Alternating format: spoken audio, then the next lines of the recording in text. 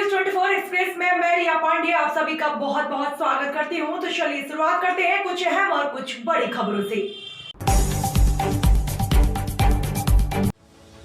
कोटपूतली शुद्ध के लिए युद्ध अभियान के तहत कोटपूतली थाना पुलिस ने आज कोटपूतली कस्बे की बालाजी कॉलोनी से नकली घी बनाने के औजार व 2 क्विंटल से अधिक नकली घी बरामद कर 6 लोगों को गिरफ्तार किया है। कोटपूतली एसएसपी रामकुमार कस्बा ने बताया कि कस्बे के बालाजी कॉलोनी में गुजरात से आए लोगों के द्वारा गांव व आसपास की जगहों में नकली घी बेचने की जानकारी मिली थी, जिस पर आज कोटपूतली थाना पुलिस के थाना अधिकारी सहित जवानों ने अल सुबह दबिश दी, जिस पर मौके से भारी मात्रा में नकली घी व घी बनाने के औजार, वनस्पति तेल, डालडा, घी, रिफाइंड तेल सहित अन्य सामान मौके से बरामद किया गया। पुलिस ने पूरे मामले की जानकारी स्वास्थ्य विभाग की टीम को दी, जिस पर स्वास्थ्य विभाग की टीम ने मुकदमा दर्ज करवाया और आगे की कार्यवाही में जुट गई। इधर पकड़े गए आरोपियों से कोटपूतली थाना पुलिस पूछताछ करने में जुटी हुई है। पकड़े गए आरोपी कोटपूतली से पहले और किन जगहों पर नकली घी बेचने का काम कर चुके हैं, सब पुलिस की पूछताछ के बाद ही खुलासा हो पाएगा। सवाई माधोपुर जिले के बौली में भारतीय जनता पार्टी बौली के मंडल अध्यक्ष व किसान नेता राम अवतार मीणा के नेतृत्व में समर्थन मूल्य पर बाजरे की खरीदी को लेकर उपखंड अधिकारी बौली को मुख्यमंत्री के नाम ज्ञापन सौंपा। ज्ञापन में बताया गया कि वर्तमान में मंडियों के अंदर बाजरे की फसल 1100 से 1200 रुपए प्रति क्विंटल खरीदी जा रही है, जो किसानों के साथ घोर अन्याय है। इस बार बाजरे की अच्छी फसल से किसान खुश नजर आ रहे थे, तो में उसे दाम नहीं मिलने से किसान अपने आप को ठगा महसूस कर रहे हैं तथा सरकारी कांटे पर बाजरे की खरीद का इंतजार कर रहे हैं। केंद्र सरकार ने बाजरे का समर्थन मूल्य 2160 रुपए तय किया था, लेकिन उपमंडल बौली सहित जिले में कहीं पर भी बाजरे का कांटा अभी तक राज्य सरकार द्वारा शुरू नहीं किया गया है। इस अवसर पर पूर्व मंडल अध्यक्ष राम सहाय गुर्जर, महामंत्री मंडल महामंत्री गोविंद नारायण भदौरिया, पूर्व नगर अध्यक्ष रामकेश खटाना, मित्रपुरा मंडल महामंत्री महेश शास्त्री, किसान नेता सीताराम मीणा, देवलाल गुर्जर, राम भजन गुर्जर, चेतराम गुर्जर सहित कई किसान उपस्थित थे।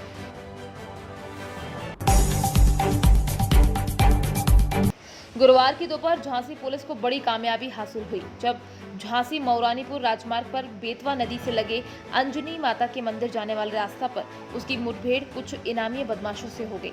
मुठभेड़ में 3 बदमाश पुलिस की गोली से घायल हुए तथा एक बदमाश को सही सलामत धर दबोचा। जिले की स्वाट टीम व सर्विलांस टीम को मिले पक्के इनपुट के आधार पर झांसी मौरानीपुर राजमार्ग पर गुरुवार की दोपहर क्षेत्राधिकारी टहरोली विवेक सिंह के निर्देशन में स्वाट टीम व बरुआ सागर एवं टहरोली थाना पुलिस द्वारा संयुक्त रूप से बेतवा नदी के पुल के पास अंजनी माता मंदिर के आसपास कॉम्बिंग व सर्च अभियान चलाया गया। इसी दौरान अंजनी माता मंदिर की तरफ से 2 बाइक पर 4 बदमाश आते दिखाई दिए, जिन्होंने पुलिस द्वारा रोके जाने पर ताबड़तोड़ फायरिंग शुरू कर दी। जवाब में पुलिस द्वारा की गई फायरिंग में 3 बदमाश पुलिस की गोली से घायल हो गए और एक को सही सलामत दबोचने में पुलिस ने कामयाबी हासिल की। मध्य प्रदेश के शिवपुरी जिले की पुलिस ने भी इनमें से 2 पर 10,000 का इनाम घोषित कर रखा था। पकड़े गए शातिर पिछले 15 सितंबर को झांसी मौरानीपुर राजमार्ग पर बनगुआ के पास दिन दहाड़े झांसी के व्यापारी के मुनीम से 2.25 लाख की लूट में भी शामिल थे। क्या घटना हुई और कितने लोग घायल हुए, कौन सी घटना थी? आज बरुआ सागर में नोटघाट पुल के पास हमारे जो थाना बरुआ सागर एवं स्वाट टीम सर्विलांस टीम को एक इनपुट मिला है कि जो 1 महीने पहले बरुआ सागर में 2.25 लाख की लूट हुई थी एक व्यापारी से, जो कलेक्शन करके एमपी से आ रहा था। उसके साथ 3 अज्ञात बदमाशों ने लूट किया। उस घटना में जो इन्वॉल्व 3 लोग हैं वो यहाँ पे पुनः एक लूट करने के लिए आ रहे हैं। अंजनी माता मंदिर की ओर से आके निवाड़ी लूट करेंगे, फिर निवाड़ी की ओर भागेंगे। ये इनपुट था। इसी इनपुट के तहत स्वाट और सर्विलांस टीम के साथ साथ लोकल थाना बरुआ सागर टहरोली वाले जो फोर्स है वो नाका लगा के उनको पकड़ने की कोशिश किया। पुलिस को देख के तत्काल अंधाधुंधा फायरिंग चालू कर दी है। आत्मरक्षात्मक फायर में 3 बदमाश घायल हुए हैं और एक बदमाश सुरक्षित पकड़ा गया है। जो घायल बदमाश है उनको हॉस्पिटल पहुंचा दिया गया है। उनका इलाज है तो पूरा डॉक्टर्स प्रयास कर रहे हैं। पूछताछ के दौरान ये पता चला ये 3 लोग एमपी के रहने वाले, एक ललितपुर जनपद के रहने वाले। इनमें से जो 3 बदमाश घायल हैं इनके ऊपर पहले भी इनाम है, 25,000 का हमारे ज़िले से ही इनाम है। इसी घटना में इनका नाम प्रकाश में भी आ चुका है और ये इनामी भी बदमाश है। इनमें से 2 लोगों के खिलाफ 10,000 की इनाम एमपी से भी है, पिचौर थाना शिवपुरी से भी एमपी है। लूट और डकैती में ये लोग कहीं डकैती पिचौर, अशोकनगर, शिवपुरी और निवाड़ी, इन जगहों पे कहीं लूटों के मामलों में ये वांटेड चल रहे हैं। सर बरामदगी क्या है? इनमें से 3 तमंचा बरामद हुई है और बहुत सारे जिंदा एवं खोखा मिला है, जिंदा कारतूस एवं खोखा कारतूस मिला है। एक 32 बोर की पिस्टल भी मिला है। तो संजय चतुर्वेदी ये बहुत पुराना क्रिमिनल है, अपराधी इतिहास उनके दिखता है और ये पहले से व्यापारियों को नोट करते हैं, उनको पीछा करते हैं, फिर सुनसान जगह देके लूट लेते हैं। तो ये बहुत बड़ा गिरफ्त में आया है। किस वाहन से थे सर ये लोग? ये 50,000 कैश भी बरामद हुई है इनसे और कुछ पुराने जो इनके बैग से कुछ कागज़ भी ऐसा मिला है जो कि हमारे लूट से और इंगित करते हैं। सर किस तरह के लोगों से लिंक? श्रम मंत्री श्री टीकाराम जूली जी ने ग्राम पंचायत बंदीपुरा के पंचायत भवन का शिलान्यास किया। साथ ही उन्होंने पंचायत भवन के लिए जमीन दान देने वाले भामाशाह श्री मोहम्मद खान पुत्र खेरू की भी तारीफ करते हुए कहा कि आजकल 5 फुट जमीन के लिए भी आपस में झगड़ा कर लेते हैं, मगर भामाशाह ने पंचायत के लिए जमीन दान करके भविष्य के लिए मिसाल कायम की है। साथ ही मंत्री जी ने बंदीपुरा ग्राम के विद्यालय को क्रमोन्नत करने की व एक सिंगल फेस बोरिंग करवाने की भी घोषणा की।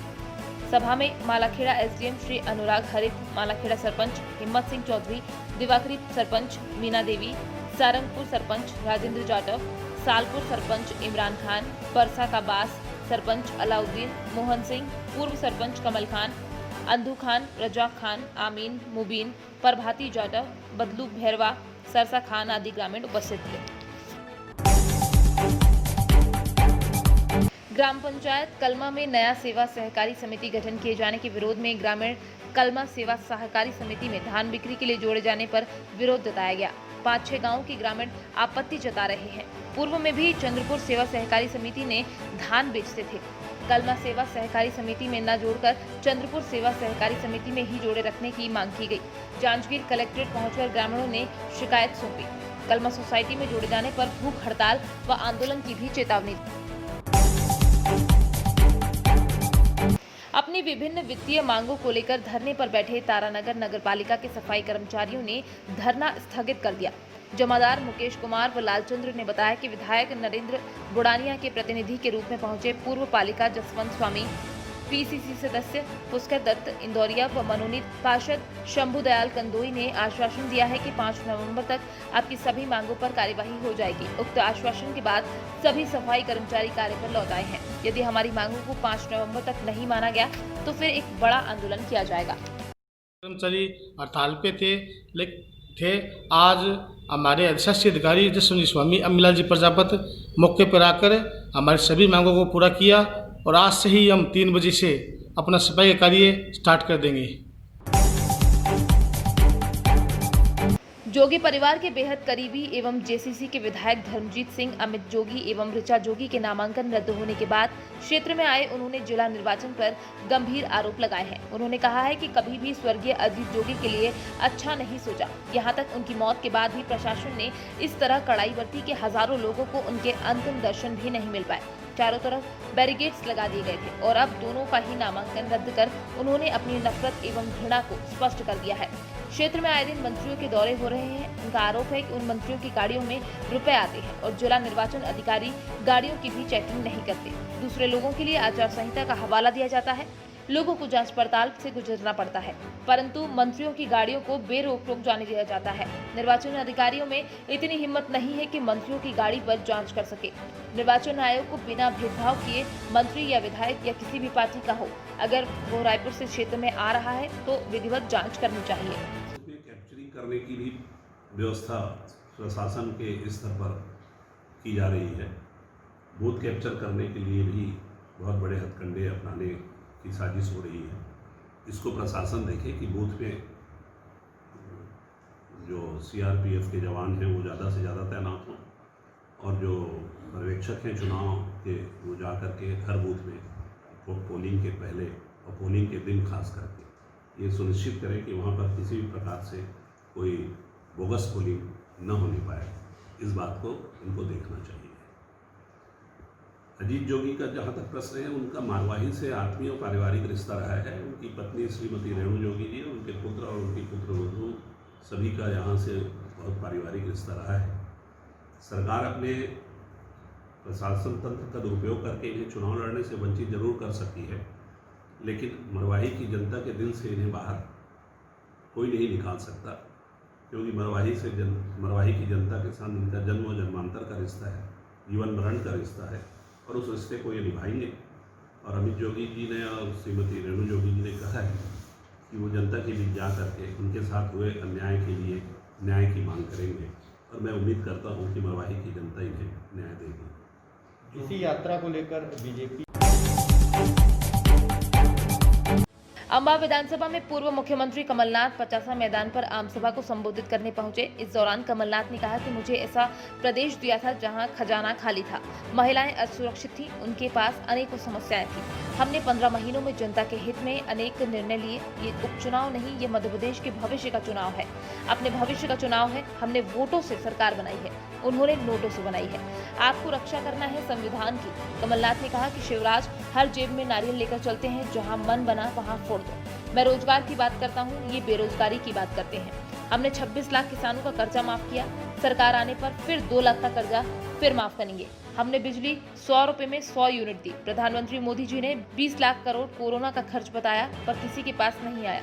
ना ही ध्यान बांटने के लिए ये चीन और पाकिस्तान की बात करते हैं, रोजगार की बात नहीं करते। मैं घोषणा की राजनीति नहीं करता, तस्वीर देखकर सच्चाई का साथ देना, सत्यप्रकाश सखवार को जिताकर नया इतिहास बनाना। बांगरमऊ विधानसभा के उपचुनाव को लेकर समस्त उम्मीदवार जोर शोर से मैदान में उतरकर जनसंपर्क के साथ पार्टियों के बड़े नेता भी वोटरों को लुभाने का कार्य करने लगे हैं।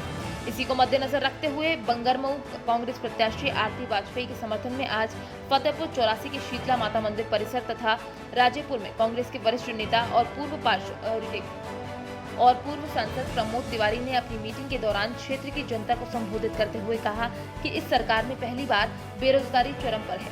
प्रमोद तिवारी ने कहा कि बांगरमऊ कांग्रेस प्रत्याशी आरती वाजपेयी जब जीतेंगे तो वो गोपीनाथ दीक्षित जी को परम श्रद्धेय श्रद्धांजलि होगी, और उनकी विरासत को आप लोगों ने आगे बढ़ाया है। ये धरती क्रांति एवं साहित्य की धरती है, ये मेरा सौभाग्य है, ये चंद्रशेखर आजाद की धरती है।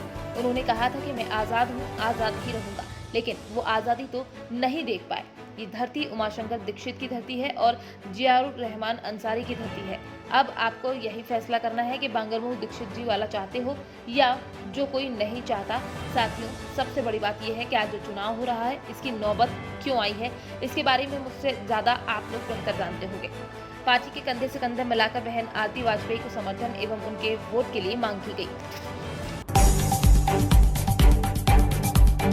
चिटफंड कंपनियों एवं सूदखोरों के विरुद्ध किसी भी प्रकार की शिकायतें होने पर उनकी सुनवाई एवं निराकरण हेतु अभियान के तहत दिनांक 28 अक्टूबर 2020 दिन बुधवार को 11 बजे से दोपहर 2 बजे तक जिले के समस्त पुलिस थानों में विशेष शिविर का आयोजन किया जा रहा है, जिसमें चिटफंड कंपनियों एवं सूदखोरों से पीड़ित व्यक्तियों की शिकायत प्राप्त कर वैधानिक कार्यवाही की जाकर निराकरण किया जाएगा। आम जनता को ये अवगत कराया जाता है कि दिनांक 28 अक्टूबर 2020 दिन बुधवार और प्रातः 11 बजे से लेकर 2 बजे तक जिले के समस्त पुलिस थानों में चिटफंड कंपनियों एवं सूदखोरों से पीड़ित व्यक्तियों के लिए एक विशेष शिविर आयोजित किया जा रहा है। नरसिंहपुर जिले के समस्त नागरिकों के लिए जानकारी देना चाहूँगा कि नरसिंहपुर पुलिस के द्वारा चिटफंड कंपनियों एवं सूदखोरों के विरुद्ध फिर से अभियान चलाया जा रहा है। दिनांक 28 अक्टूबर 2020 दिन बुधवार को प्रातः 11 बजे से लेकर दोपहर 2 बजे तक जिले के समस्त पुलिस थानों में विशेष शिविर का आयोजन किया जा रहा है। वहां पर सभी लोग जो भी चिटफंड कंपनियां अथवा सूदखोरों से परेशान हैं, उनकी शिकायत लेके जा सकते हैं। उनकी शिकायतों का वैधानिक कार्रवाई करके निराकरण किया जाएगा। आम जनता को यह भी अवगत कराया जाता है कि किन्हीं कारणों की वजह से अगर वो शिविर में नहीं जा पाते हैं तो मोबाइल नंबर 7587646110 75 87 64 61 10 पर भी अपनी शिकायतें कर सकते हैं। अपनी शिकायतों को व्हाट्सएप के द्वारा अथवा मैसेज के द्वारा अथवा कॉल करके भी बता सकते हैं। उनकी कार्रवाइयाँ सुनिश्चित की जाएंगी। इसके अलावा पुलिस अधीक्षक कार्यालय में भी कभी भी शिकायतें की जा सकती हैं। इस अभियान में हम सब मिलके सूदखोरों और चिटफंड कंपनियों के खिलाफ अभियान चला के कार्रवाई करेंगे। सिद्धार्थनगर में मां काली गालापुर का स्थान लोगों के लिए आस्था का केंद्र है। हर साल नवरात्र के समय हजारों की संख्या में श्रद्धालु आकर यहाँ पूजा अर्चना करते हैं। इस स्थान का खासा महत्व ये है कि सच्चे मन से जो भी भक्त इस स्थान पर आकर कुछ भी मां से मांगता है तो मां काली उसकी हर मुराद पूरी करती है। लगभग 2000 साल पूर्व राजा राम केसरी सिंह ने सकलदीप ब्राह्मण से महाकाली जी को मंगवाया था। तब इस स्थान पर जंगल हुआ करता था। 6 माह कड़ी तपस्या के बाद मां काली प्रकट हुई, तब सकलदीप ब्राह्मण ने उन्हें इस स्थान पर स्थापित किया था। इस स्थान पर आए श्रद्धालुओं का कहना है कि यहाँ जो सच्चे मन से कुछ भी मांगे माता रानी उसकी सभी मनोकामना पूर्ण करती है। इस स्थान का खासा महत्व है। भारी संख्या में श्रद्धालु लोग दूर दराज से आते हैं तथा उनकी मन्नतें माता जी जो पूरी करती हैं। वहीं इस स्थान के व्यवस्थापक का भी कहना है कि नवरात्र के समय में यहाँ पर भारी संख्या में श्रद्धालु आते हैं। यहाँ तक कि विदेश के भी श्रद्धालु माता जी के दर्शन करने यहाँ आते हैं। माँ काली श्रद्धालुओं की हर मनोकामना को पूरा करती है। यहाँ पे बहुत अच्छा फील होता है, आने के बाद हमें बहुत अच्छा लगता है। बहुत बड़ी आस्था है, अच्छी व्यवस्था भी है, खाने पीने की हर चीज़ सुविधा भी है और यहाँ पे माता जी का बहुत बड़ा स्थान भी है। बहुत आनंद आता है, बहुत शांति है। जी, लगातार 9वां वर्ष माता रानी के दरबार में मैं आता हूँ। यहाँ लाखों करोड़ों की भीड़ होती है हर वर्ष नवरात्र में। दोनों नवरात्र में काफ़ी अच्छी भीड़ होती है और यहाँ की ये मान्यता है कि यहाँ आने के बाद जो भी लोग अपनी मुरादें मानते हैं, जो भी माता रानी से सच्चे दिल से मानते हैं वो पूरी होती है और माता रानी सबका कल्याण करती है। नवरात्र में यहाँ असंख्य लोगों की भीड़ होती है। ये कल्पना नहीं की जा सकती कितने आदमी यहाँ आए। ये स्थान 2000 साल पुराना है। आज के 2000 साल पहले राजा केसरी सिंह जो करहंस खानदान के थे, उनके द्वारा अपने पुरोहित जो सकलदीप ब्राह्मण थे, कालापुर में निवास करते थे, उनके द्वारा फरहंस गोंडा जनपद में फरहंस जंगल से मंगाया गया था। और जब ये महाकाली का आगमन हुआ तो मदार के पेड़ में थी। बाद में मदार जैसे रखा गया वहाँ बरगद का पेड़ आ गया। वो बरगद का पेड़ आज भी विद्यमान है, जो वर्तमान समय में है। यहाँ इस स्थान पर देश के कोने कोने से लोग आते हैं और माँ का पूजन अर्चन कर अपनी मनौती पूरी करते हैं। और हर नवरात्र में 2 नवरात्र में स्थान के जो सरबराहकार राजा योगेंद्र प्रताप सिंह हैं वो भी सापौर आकर पूजन अर्चन करते हैं। नेपाल के से बहुत से लोग आते हैं और 2 नवरात्र में, नवरात्र के अलावा अन्य महीनों में भी आते हैं और माँ का पूजन अर्चन कर अपनी मनौती पूरी करते हैं। न्यूज़ 24 एक्सप्रेस पर खबरों का सिलसिला लगातार जारी है।